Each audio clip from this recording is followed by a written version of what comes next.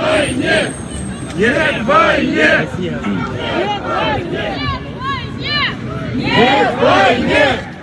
Руки прочь от Украины! Руки прочь от Украины! Руки прочь от Украины! Руки прочь от Украины! Эми реалдуу бизди саясат биздин бийликти дагы түшүнүшүбүз керек. Аябаганда оор абалда азыр. Ошентсе дагы мынакей коомчулук чыгып атат. Бийлигибиз оор абалда турган үчүн коомчулук чыгып, мына ушундай жаштар чыгып атат, элдер чыгып атат. Бул жакшы көрүнүш. Россиянын банктары жабылды. Бир эле Россиянын коммерциялык банктары эмес, улуттук банкын жаап ташташты азыр. Бул бизге түздөн түз таасир берет. Биздин мигранттарга таасир берет. Которулуп аткан акчага таасир берет. Биздин сомубузга таасир берет. Жакты күндөн бензин менен газдын баасы кымбаттайт. Жазгы талаа жумуштарында кыйынчылык пайда болот.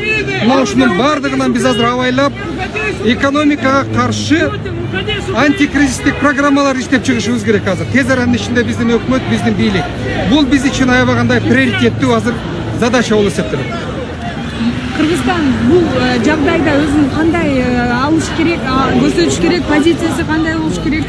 Колубуздан келишинче согушка тартылбаганга, тарап болбогонго, аскерлерибизди, жарандарыбызды согушка аралаштырбаганга аракет кылып, бир аз алыс турганга аракет кылабыз.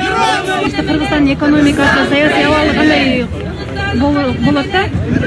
Эми жакын арада биздин позициябыз анык билинет. Азыркы күнгө чейин анык билине элек. Өзүңөр байкадыңар, Россиялык каналдар бир маалымат берди, Кыргызстан бизди толук менен колдоду деп. Ал эми бизден кеткен расмий маалымат мындай токтоо бир позиция болду да.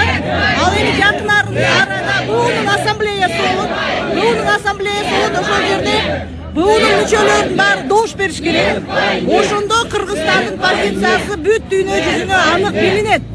Мисалы Крым боюнча Кыргызстан каршыда болгон эмес, обада деген эмес, карманган да, карманган. Эгер дагы эле ошондой позицияда тура турган болсо, анда биздин бийликке алкыш айтса болот. А бирок басым болуп атат азыр, анткени өзүңөр көрүп атасыңар, дүйнө жүзүнүн баары Россияга, Путинге каршы чыгып атат. Ушундай кырдаалда сөз үстүндө Путинге колдоо керек болот. Ошол себептен Кыргызстандын бийлигине азыр чоң басым болушу мүмкүн. Ошол басымдын негизинде Россияны колдоп, ону добуш берип коюшу мүмкүн да. Эми ошондо чынын айтканда мына прогрессивдүү мирдин, прогрессивдүү дүйнөнүн баары согушка каршы чыгып атат. Аябай уят болуп калышыбыз мүмкүн. Эми азыр доллардын баасы кескин көтөрүлдү, рубль түштү да, бирок ошол учурда биздин жарандар Россияда эмгектенишет да, буга терс таасирин тийгизип калбайбы? Азыр Орусиянын экономикасы абдан эле алсыздай, абдан эле. Өзүңөр деле байкап атасыңар, мына азыр торгдор башталса, түштөн кийин торг башталат, доллар рубль кулайт.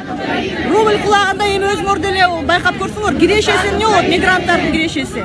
Анан кандай болбосун экономикасы чабалап калгандан кийин жумуш ордулары дагы азаят. Арга жок, мигранттардын баары кайрадан Кыргызстанга келүүгө мажбур болот. Бул эми ачык эле турган нерсе. Ачык эле турган нерсе. Аны эми ошо мигранттарга байлап биз ушу позицияда турушубуз керек деген. Эми бул баягы биз өзүбүздүн алсыздыгыбызды, өзүбүздүн баягы эч кандай позициясы жок өлкө экенибизди көрсөтүп коюп атабыз да. Антип тышкы саясатты мигранттарга азыркы учурда байлаган туура эмес. Россиядагы эмгек рыногу жабылса, дүйнө жүзү чоң, Европада ачылат. Ал жерде айлыгы да чоң, адам укуктары да сакталат. Россиядагыдай басмырланышпайт да. Ошол нерсени биздин мигранттарга түшүндүрө албай атабыз да. Люди не понимают того, какую опасность несет агрессия для нас, для всех. Я вышла сюда, потому что я боюсь за своих детей, я боюсь за их будущее. Я боюсь за их будущее. Не нужно думать, что ядерная война будет только на территории Российской Федерации или Соединенных Штатов Америки. Ядерная война, она коснется нас всех. И поэтому мы сегодня должны все как кулак сплотиться и сказать нет той агрессии, которую осуществляет Путин в отношении Украины. Нет войне!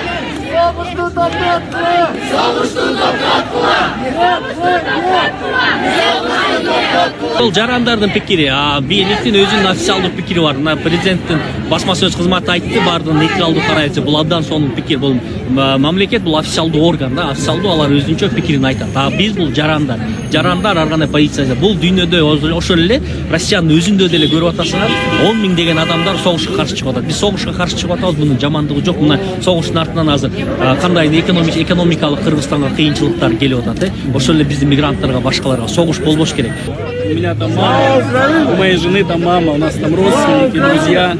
И они уже 5 дней слышат выстрелы, они слышат взрывы постоянно. Огромное количество уже есть, в том числе мирных жителей, жертв. То есть даже взрослые мужчины не могут сдержаться, плачут. Я не знаю, как люди в России, особенно лидеры мнений, до сих пор молчат, как можно бояться до сих пор. Надо перестать бояться, уже это невозможно в 21 веке. Нужно всем делать, всем миром. То есть это не только уже вопрос войны. Украина не за себя воюет, она воюет за весь мир сегодня. Она стоит абсолютно за всех. И нужно абсолютно всем странам, всем людям, всем правительствам абсолютно на 100% поддерживать. Не должно быть никаких полумер. Должно быть четко и понятно сказано, что Путин агрессор, что его нужно убирать как угодно. Это не может продолжаться. Дальше только ядерная война. Надо это заканчивать. То есть Украина в любом случае победит. Вопрос, какой ценой. То есть каждый день цена возрастает. Чем быстрее это закончится, тем быстрее, тем меньше людей погибнет, тем больше людей спасется из всех стран, и из Украины, и из России. Путиндин бир гана максаты бар, бул эски Советтер Союзун же царский Россияны кайра жаратуу. Ошол максат менен убагында Кыргызстанда болсо бажы беримдигине таможенный союзга киргизип салган, убагында Украинаны да таможенный союзга киргизейин деп аракет кылган, бирок Украина эли болсо майдан кылып Янукович деген ууру президентти кубалап чыгышкан. Ошого жини келип убагында Путин Крымды тартып алган, Донбасста согуш ачкан, 8 жыл Донбасста согушту подогревать этип, Россиянын жана ошо Донбасстын ар кайсы алкаш бекер постторуна курал жарак берип, ошолор согушуп жаткан, бирок эч максатына жеткен жок. Путин эми болсо бүткүл Украин элине каршы согушту ачып өлтүрүп атат. Миңдеген украиндиктер, миңдеген эмес, миллиондогон украиндер согушуп атат. Азыр украиндер болсо талкалап атат россиялык аскерлерди. 3 күнүн ичинде эле 4,5 миң россиялык аскери болсо өлтүрүлдү. Канча жүздөгөн танктары, ондогон самолеттор, бүт барын фамилия, аттары, фотографияларын чыгарып атат. Бирок Россия болсо эч кандай жоготуу жок деп калптарын дагы эле урдуруп атышат. Калптар болсо күн сайын айтып атышат. Бир жума мурда болсо Путин телевидениясы, Кремль болсо калп айтып аткан, эч кандай согуш кылбайбыз деп. Көрдүк кандай согуш кылбаганын. Согуш баштап атканда эч кандай согуш жок, спецоперация дешти. Көрдүк кандай спецоперация. Эч кандай ракета, авиация колдонгон жокпуз дейт. Көрдүк кандай ракеталар менен аткылап атат, кандай жайбаракат тургундар, жөнөк кички балдар өлүп атат Украинада. Ошон үчүн биз каршы чыгып атабыз. Ошондой согуш болбосун. Слава Украине! Героям слава! Слава Украине! Героям слава!